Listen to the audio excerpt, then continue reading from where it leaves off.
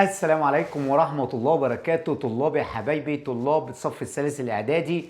درس بسمع عنه كلام وحش قوي من الطلبة، مع إنه درس سهل قوي قوي قوي وجميل. الأقاليم المناخية.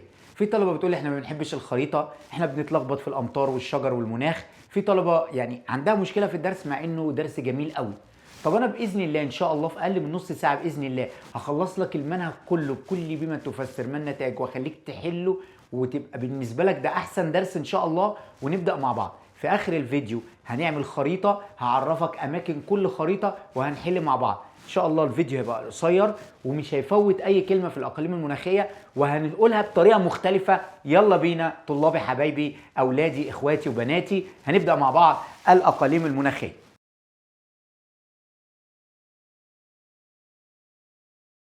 طيب مستر، انا عايز اقول لك ان الكره الارضيه 4 مناطق حراريه.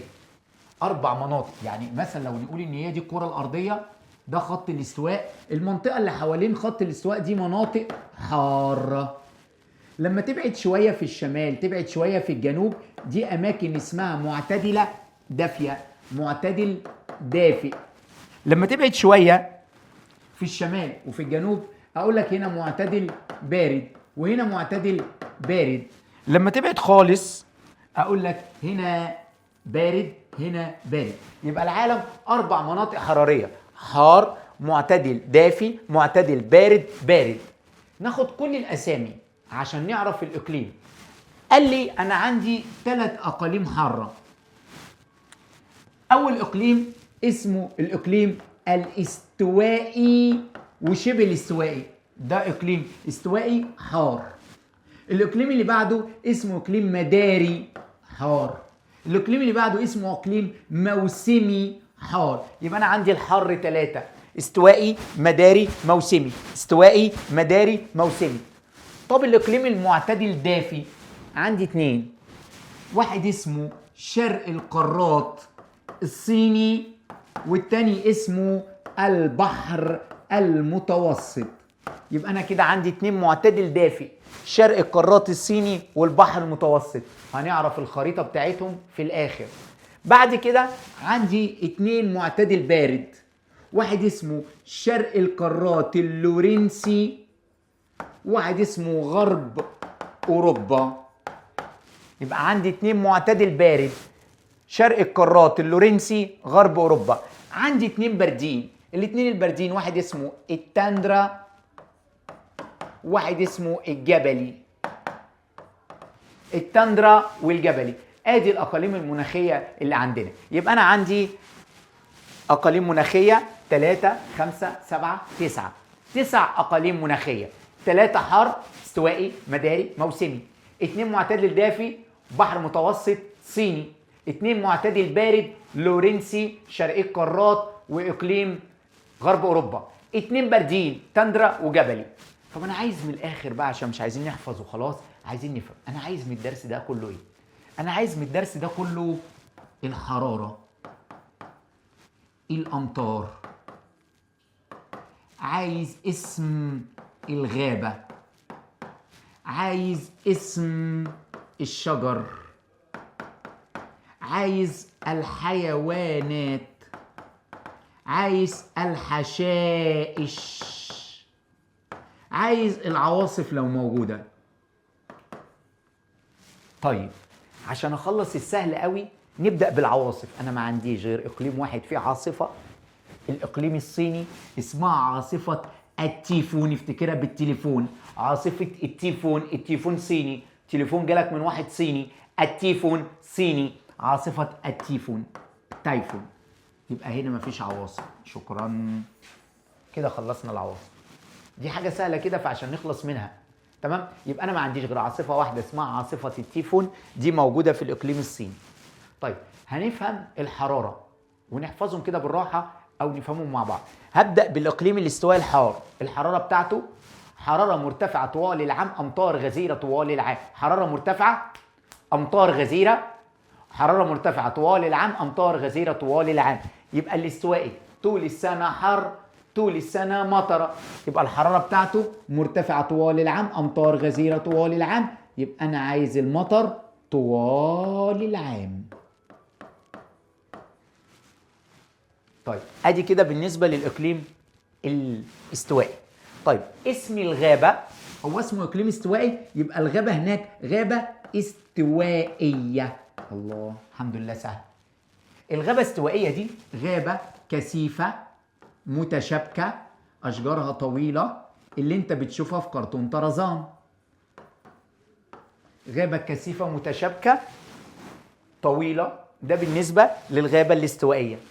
عندي اسامي شجرتين، شجر افتكرها بالنطاط، اسمها شجر المطاط والماهوجني او المهجوني.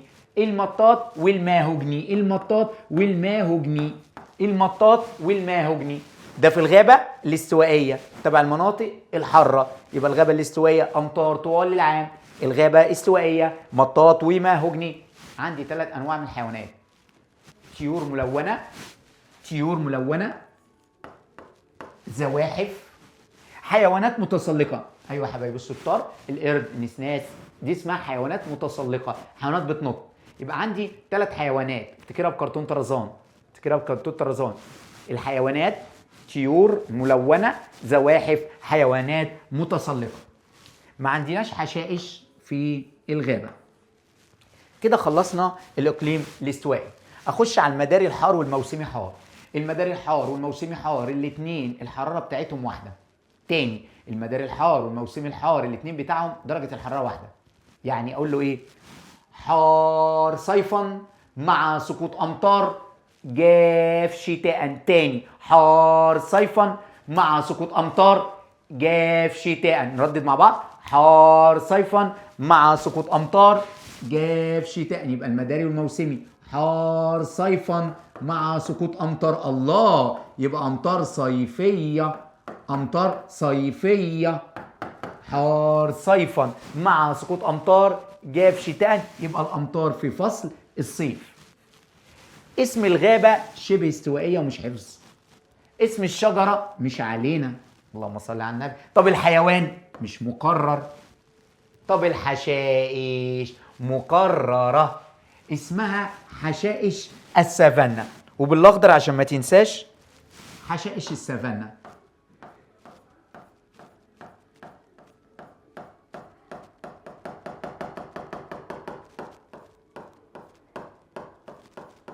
الله، حشائش السافانا دي او السافانا، يبقى الحشائش هناك اسمها السافانا. سافانا. في الموسمي السافانا، السافانا، سافانا. يبقى كده عندهم حشائش في المداري وفي الموسمي حشائش السافانا. مستر، حشائش السافانا عليها سؤالين. حشائش السافانا يقول لك تختلف طول حشائش السافانا، اقول له حسب كميه الامطار. تختلف طول حشائش السافانا حسب كميه الامطار. اصل الامطار كتيره الحشائش طويله، الامطار قصيره الحشائش قليله. يبقى يختلف طول حشائش السافانا حسب كميه الامطار، يختلف طول حشائش السافانا حسب كميه الامطار. الله، السافانا يقول لك كانها جنينه حيوان، تعتبر حديقه حيوان طبيعيه او حديقه حيوان مفتوحه. اقول له افتكر كرتون سيمبا، اقول له يوجد بها حيوانات اكله العشب. انا لو رحت حشائش السافانا في كرتون سيمبا هلاقي الغزاله، الزرافه، الفيل، الحمار الوحشي، دي حيوانات اكله العشب. والاقي حيوانات اكله اللحوم، النمر، الضبع، الاسد، حيوانات مفترسه. يبقى اقول له بما تفسر حشائش السافانا حديقه حيوان؟ لان يوجد بها حيوانات اكله العشب وحيوانات اكله اللحوم. طيب سؤال بما تفسر ثالث، يتشابه المداري مع الموسمي. اقول له يتشابه في الخصائص المناخيه، امطار صيفيه. مش ده امطار صيفيه وده امطار صيفيه، والاثنين حار صيفا مع سقوط امطار جاف شتاء. يبقى لما يجي يقول لك يتشابه المداري مع الموسمي، اقول له يتشابه في الخصائص المناخيه، الاثنين امطار صيفيه. يتشابه في الخصائص المناخيه، حار صيفا مع سقوط امطار جاف شتاء. او اقول له يتشابه في الخصائص المناخيه، حار صيفا مع سقوط امطار جاف شتاء. او اقول له امطار صيفيه. يبقى يتشابه المداري مع الموسمي، اقول له يتشابه في الخصائص المناخيه، امطار صيفيه. ده اختصارها. لو انت بقى شاطر قوي نقولها بالظبط، اقول له يتشابه في الخصائص المناخيه، حار صيفا مع سقوط أمطار، جاف شتاء. نخش على الموسمي. اسم الغابة مهمة جدا جدا جدا، اسمها غابة موسمية. طب يا مستر الشجر، قال لي لا، الشجرة دي بقى مكررة ونرسمها بقلم كده حلو ونسميها شجرة جوز الهند. شجر جوز الهند او شجر جوز الهند. عارفين جوز الهند بتاع توم وجيري؟ جوز الهند اللي هي بنفتفته اللون ابيض دوت، وماما بتفتفته في رمضان بترميه على طبق القمر الدين. ايوه هو ده اللي انت بتلحسه، ايوه هو دوت اللي ماما تفضل تقول لك يا مقرف، هو ده جوز الهند الابيض دوت، ده اسمه جوز الهند. ده موجود في الاقليم الموسمي، والخريطه هناخدها في الاخر. يبقى الشجر اللي هناك نحاول نرسمها بالابيض كده شويه عشان نرسمها صح شويه. شجره جوز الهند هي شبه النخله، تبقى طويله شويه. شجره جوز الهند بيبقى فيها جوز الهند. يبقى الشجر اللي هناك هي شجر جوز الهند. طيب الحيوانات اللي هناك مش مكرره، الحشائش السافانا. خلصنا الاقاليم الحاره.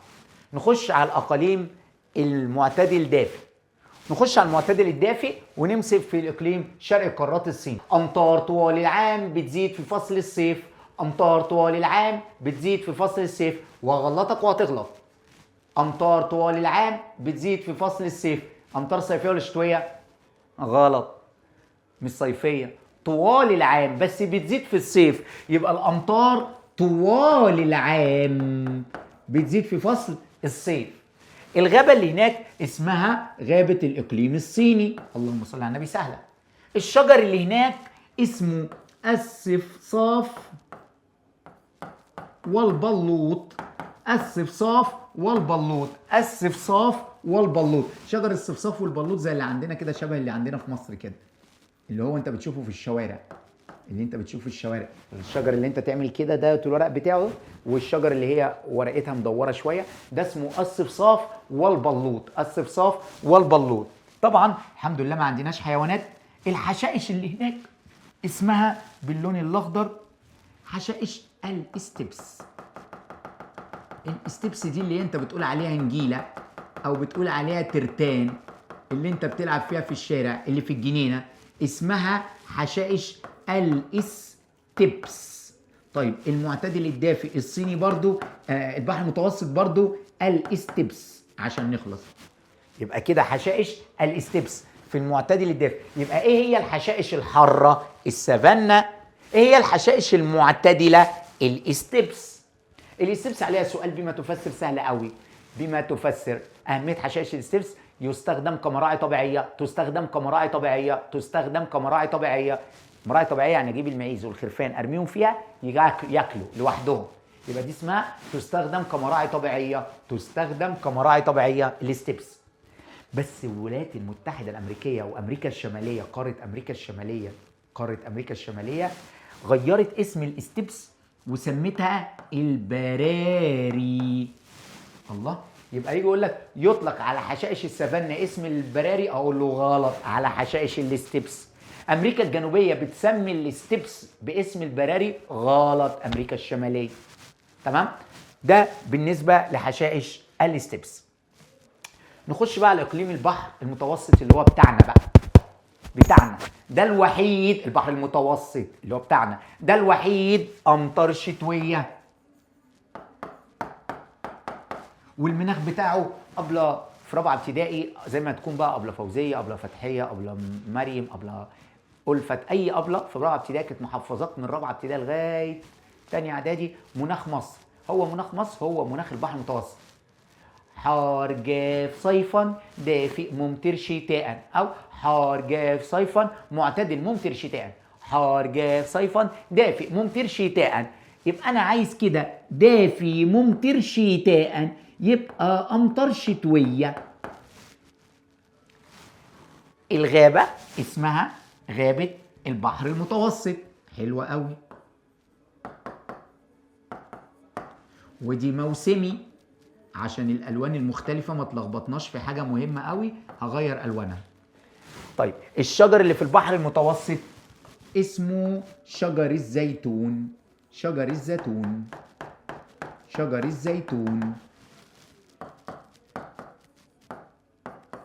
طيب الحيوانات مش مقررة علينا، خلصنا الأقاليم المعتدلة الدفع. نخش بقى على المعتدل البارد. أنا عندي 2 معتدل بارد، شرق القارات اللورنسي وغرب أوروبا.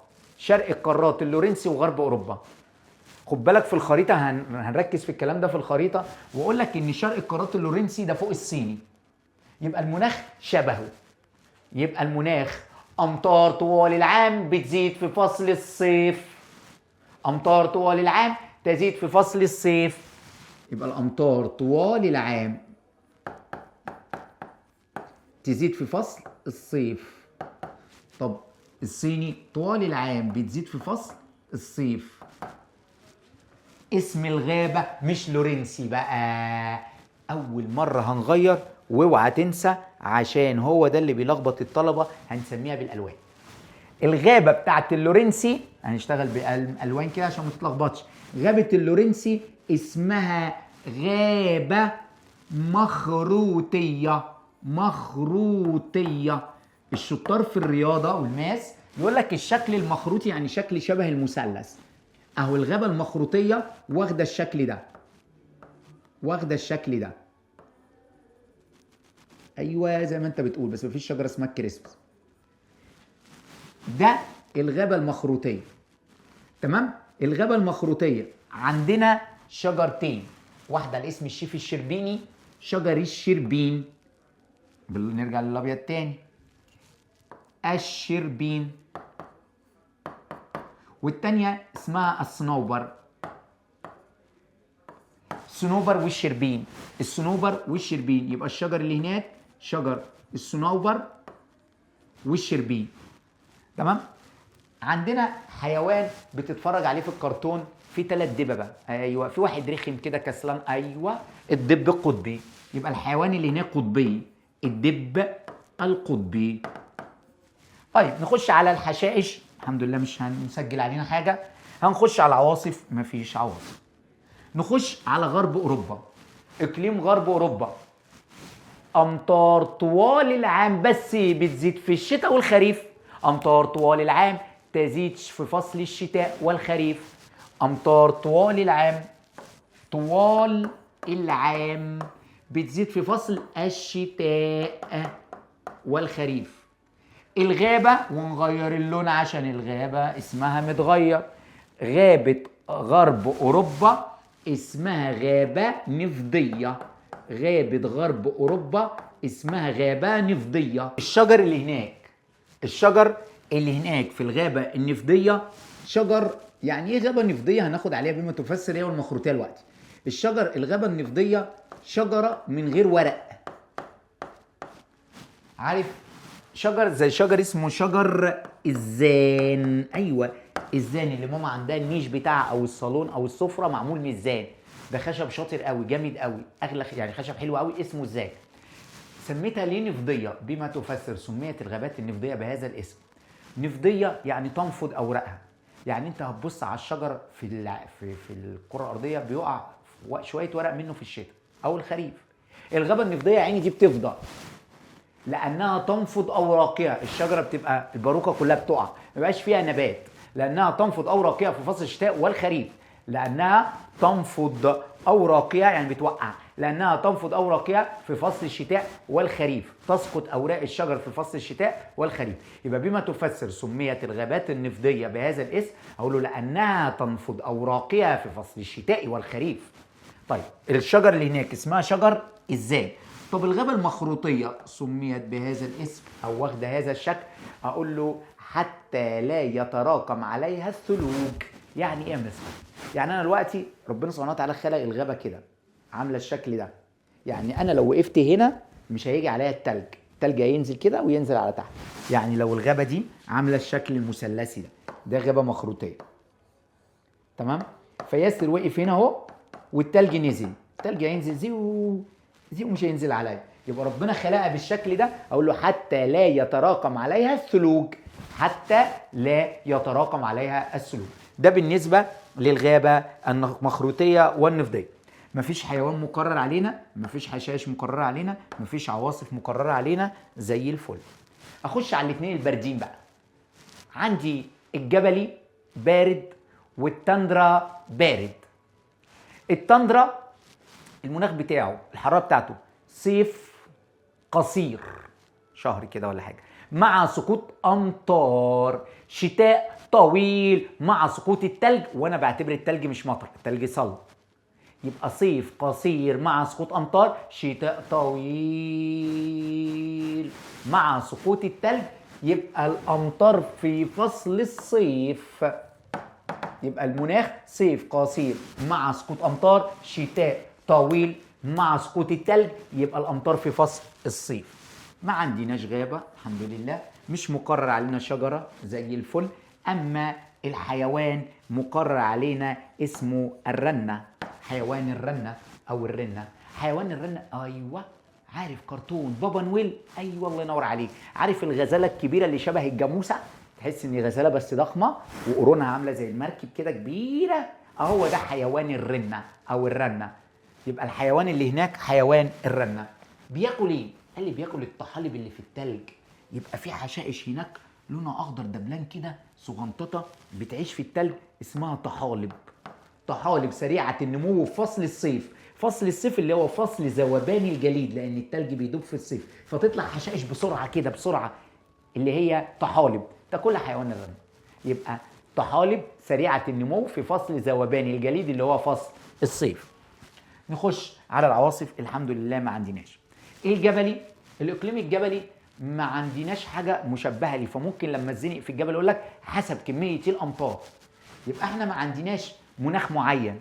المناخ الجبلي مناخ بارد تلج، اي قمه جبل تلج، يبقى مكانه فوق قمم الجبال. الحشائش اللي فيه حسب كميه الامطار، حتى النباتات اللي فيه حسب الحشائش حسب كميه الامطار. يبقى احنا مش هناخد مناخ مهم فيه الامطار حسب كميه الامطار، يعني مش هنحفظ مطره. مفيش غابه، مفيش شجره، مفيش حيوان مقرر علينا، مفيش حشائش مقرره علينا، مفيش عواصف مقرره علينا. خلصت الاقاليم المناخيه اللي احنا بنخاف منها. درس جميل قوي قوي، بس نعمل شويه اختصارات. 3 دقايق ان شاء الله او 4 دقايق ركز فيهم هنخلص كل الاقاليم المناخيه. هناخد المطره. طب انا عندي 9 اقاليم. هناخد طوال العام. استوائي طوال العام، صيني طوال العام بيزيد في الصيف، لورنسي طوال العام. الله، يبقى احنا كده خدنا كام واحد طوال العام؟ استوائي، صيني، لورنسي، غرب اوروبا. كده عندنا 4 طوال العام. استوائي حار طوال العام، صيني طوال العام بيزيد في الصيف، لورنسي طوال العام بيزيد في الصيف، غرب اوروبا طوال العام بيزيد في الشتاء. ادي 3 طوال العام. نخش على الصيف. امطار في الصيف 3: مداري صيفيه، موسمي امطار صيفيه، تندرة امطار صيفيه. خلصنا. طب نخش على الامطار الشتويه، واحده بس باللون الاخضر اللي هي عندنا، اللي هي البحر المتوسط. اما الجبلي حسب كميه الامطار، يعني ما اعرفش المطره بتمطر امتى. خلصنا المطر. طب نخش على الغابات كده مره واحده في ال9 اقاليم. غابة الاستوائي استوائية، غابة المداري شبه استوائية مش علينا، غابة الموسمي موسمية، غابة الصيني غابة إقليم صيني، غابة البحر المتوسط بحر متوسط، غابة اللورنسي مخروطية، غابة اللورنسي غابة غرب أوروبا نفضية. ما عنديش غابات في البارد. الشجر اللي في الإقليم الاستوائي المطاط والماهونجي. الشجر اللي في المداري ما عندناش. في الموسمي جوز الهند، في الصيني الصفصاف والبلوط، في البحر المتوسط الزيتون. فكرة ماما بتخلي الزيتون عندنا في البحر المتوسط. البحر المتوسط زيتون. اللورنسي الصنوبر والشربين. غرب اوروبا الزان، غرب اوروبا الزان، غرب اوروبا عفش ماما. عفش ماما جاي من غرب اوروبا من اقليم الزان، غرب اوروبا مش زان. والتندرة والجبل ما عندناش شجر. الحيوانات 3 اقاليم فيهم حيوانات مقرر علينا. الاستوائي غابه، طيور ملونه وزواحف وحيوانات متسلقه. اللورنسي ابيض دب قطبي. التندرة في التلج الرنه او الرنه، ده في التلج ملناش دعوه بيه. ادي الغابات اللي عندنا كلها. الحشائش عندي سافانا حاره عندي ستيبس معتدله وعندي الطحالب في البرده. يبقى عندي 3 انواع حشائش، حشائش حاره، حشائش السافانا، حشائش معتدله الستيبس، حشائش بارده الطحالب اللي في التندره، حشائش بارده في التندره طحالب، حشائش بارده في التندره طحالب. كده خلصنا وما عندناش غير عاصفه واحده في الاقليم الصيني. خلصنا الاقاليم المناخيه. نخش على الخريطه بسرعه، يلا بينا.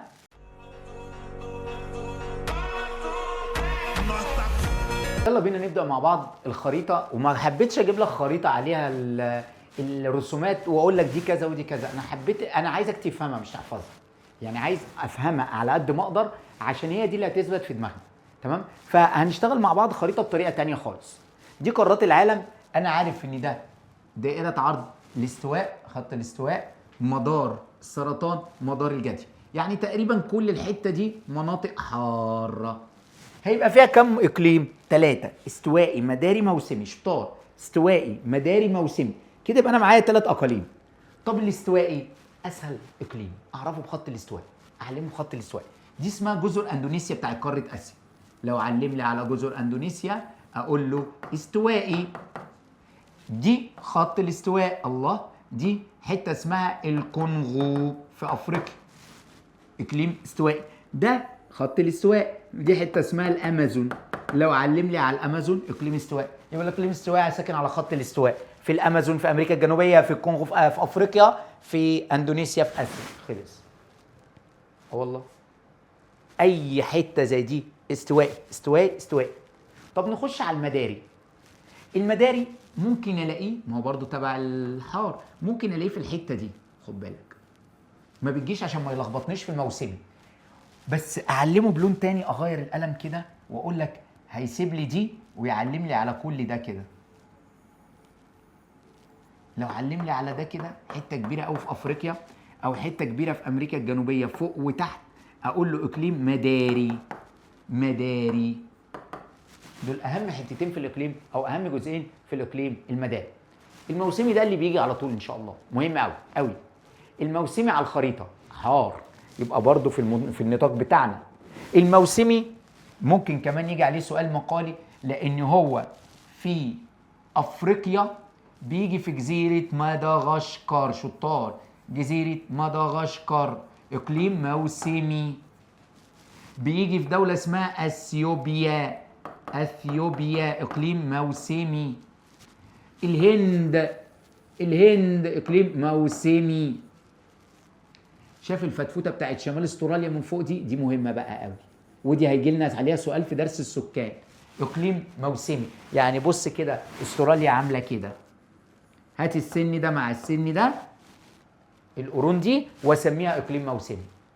ماشي؟ يبقى القرنين دول اسمهم اقليم موسمي. دي اقليم موسمي. مدغشقر موسمي. اثيوبيا موسمي. الهند موسمي لانه عندهم شجر اسمه شجر جوز الهند. ده بالنسبه للاماكن الحاره. اهم حاجه حاره على الخريطه. نخش على الاماكن المعتدله الدافيه. ايه الاماكن المعتدله الدافيه؟ انا عندي اقليمين، صيني، بحر متوسط. وابدا من الصين. بصوا اكيد هي فوق الاستواء، يعني اكيد فوق، يعني كل ده ممكن نقول عليه صيني. شويه دول كده، شايف الشبر ده؟ الشبر ده اقول عليه صيني. طيب الصيني شرق القارات، يبقى امشي في اتجاه الشرق، اسمه شرق القارات. ادي صيني، اقليم صيني. اروح الناحيه الثانيه امشي على نفس الخط كده كده كده كده. ده ايه ده؟ خليج المكسيك. الله، علمته بخليج المكسيك. فوق خليج المكسيك برضه في اتجاه الشرق، اقليم صيني. انزل بقى تحت، ما هو ده استوائي، يبقى ده حار، يبقى ده معتدل دافئ. يبقى انا هنزل هنا وامشي في الشرق واعلم لك هنا واقول لك اقليم صيني. امشي معاها واروح في الشرق. الله، اقليم صيني. خلصنا الاقاليم الصينيه. ممكن نحط هنا في افريقيا، شاطر، نحط هنا اقليم صيني نفهمها، هنعلمها بمدار الجدي. اقليم صيني صيني صيني صيني صيني. امريكا الشماليه علمها بخليج المكسيك، ودي دولة الصين أصلا، الإقليم على اسمها. تحت في المناطق المعتدلة الدافية، في الشرق صيني، في الشرق صيني، في الشرق صيني. طيب نخش على التاني، غرب بحر متوسط. البحر المتوسط أعلمه بالبحر المتوسط. كل البحر المتوسط في الثلاث قارات، ده اسمه إقليم البحر المتوسط، مناخ البحر المتوسط. تمام؟ طيب نخش تاني، فين البحر المتوسط؟ ده ساكن في الغرب. ما هو نفس الخط اهو. البحر المتوسط. فين هنا البحر المتوسط؟ اهو حته صغيره قوي يعني ما بتجيش كتير، وهنا حته جزئيه صغيره قوي ما بتجيش كتير. دي بقى مهمه قوي قوي قوي قوي قوي قوي قوي. ده اسمه اقليم بحر متوسط. يبقى اقليم البحر المتوسط ممكن نسميه غرب القارات. يبقى البحر المتوسط موجود في البحر المتوسط. البحر المتوسط موجود هنا كده قدام الصيني، بس مش بتيجي. دي بتيجي ومهمه. وده بحر متوسط وده بحر متوسط، دي مهمه. طيب الاقاليم المعتدله البارده، قلت لك من شويه اللورنسي فوق الصين، يبقى انا عندي 2 لورنسي بس. اللورنسي اعلمه باليابان، جزر اليابان، واقول له اقليم اللورنسي، وامشي على نفس الخط الناحيه الثانيه فوق الصيني هلاقي لورنسي، اعلمه بخليج هيدسن واسميه اللورنسي. مفيش لورنسي تاني غير الاثنين دول، زي الفل. 2 لورنسي. اليابان اعلمه باليابان فوق الصيني، واعلمه بخليج هيدسن في قاره امريكا الشماليه. طب نخش على، انا بديكم المهم قوي، نخش على اقليم غرب اوروبا. اسمه غرب اوروبا، ده اللي بيلخبط الطلبه في التندرة. اوروبا اصلا قاره صغيره، فبيجي الاقليم هنا عايزك تعلمه، علمه بانجلترا، بريطانيا، علمه ببريطانيا، انجلترا. ده اهو ده اسمه اقليم غرب اوروبا. تمام. امشي الناحيه الثانيه فوق جنب اللورنسي، اقول هنا اقليم غرب اوروبا. اهم واحده بتخدع الطلبه اقليم غرب اوروبا. فلو قال لي اسم الاقليم اقول له اقليم غرب اوروبا. هيجي طالب مش شاطر او طالب يقول لي مستر هو ده غرب اوروبا؟ يا عم هو انا بقول لك ده غرب اوروبا؟ انا بقول لك مناخ غرب اوروبا. يعني لو حضرتك قاعد هنا هتلاقي نفس المناخ اللي هنا. خلاص. طب ناخد تعريف الدرس بس نفهمه وما نحفظوش. يعني ايه اقاليم مناخيه؟ اماكن متصله. اصلا نشوف اسم الدرس ايه. اسم الدرس الاقاليم المناخيه. طب نحلل اسم الدرس كده. اقاليم يعني مناطق، مناخيه يعني مناخ، والمناخ يعني حراره، رياح، امطار، وضغط جو. تمام. يبقى انا عايز الاماكن اللي شبه بعض في الحراره والرياح والامطار، هو ده اسم الدرس. فانا عايز اقول لك يعني ايه اقاليم مناخيه. اقول له اماكن متصله او منفصله. اماكن متصله او منفصله، بس لازم على سطح الارض. شفتني انا مره قلت لك ده اقليم كذا؟ لا، لازم على سطح الارض. يبقى اماكن متصله او منفصله من سطح الارض، تتشابه في الخصائص المناخيه. بس كده. يعني ايه اقاليم مناخيه؟ اماكن جنب بعض او بعيد عن بعض بس على سطح الارض شبه بعض في المناخ. اماكن متصله او منفصله من سطح الارض تتشابه في الخصائص المناخيه. اماكن متصله او منفصله من سطح الارض تتشابه في الخصائص المناخيه. دي الاقاليم المناخيه. ده السؤال اللي هو التعريف.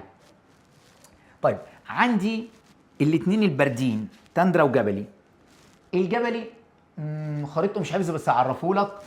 لو علم لي كده حاجه غريبه اللي هي جبال الهيمالايا او جبال، بس مش جايه عشان ما لخبطكش في الاقليمين دول، او جبال روكي او جبال الانديز. ده كله الاقاليم الجبلي اللي موجود في الكتاب بس ما بنسألش عليهم. طب التندرا لا بنسأل عليهم. انتاركتيكا تندرا وما بسألش عليها، بسأل فوق. سيبيريا بص بعد دائرة القطب الشمالي، ممكن ما يجيلكش الدائرة عشان ما تعلمهاش بالدائرة، انت حطها. انا عايزك تتعلم تعرف ازاي تحط الخطوط. هنا تاندرا. مش عايز اوروبا خالص، لان اوروبا غرب اوروبا عشان ما يخدعكش. دي جزيره تلج اسمها جرينلاند، تلج يبقى تاندرا. دي الاسكا وكندا، شمال كندا والاسكا، هناخدها في السكان الاسكا. دي تاندرا، ادي التاندرا على الخريطه. شمال اسيا جزيره جرينلاند، شمال امريكا الشماليه في كندا والاسكا، دي خريطه التاندرا. ودي برضو تاندرا لان دي تلج. وبكده يبقى خلصنا الدرس كله، والحمد لله ما سيبناش منه حاجه. واشوفكم ان شاء الله المحاضره الجايه، يا رب اني نفهم الدرس. والسلام عليكم ورحمه الله وبركاته.